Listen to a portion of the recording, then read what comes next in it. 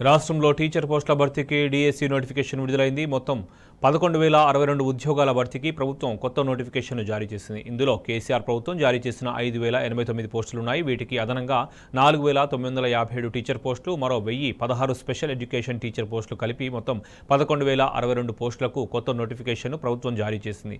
ఇందులో ఎస్జిటి 6,508 పోస్టులు, స్కూల్ అసిస్టెంట్లు 2,629, లాంగ్వేజ్ పండిట్ 727, పీఈటీ 182 పోస్టులను భర్తీ చేయనున్నారు.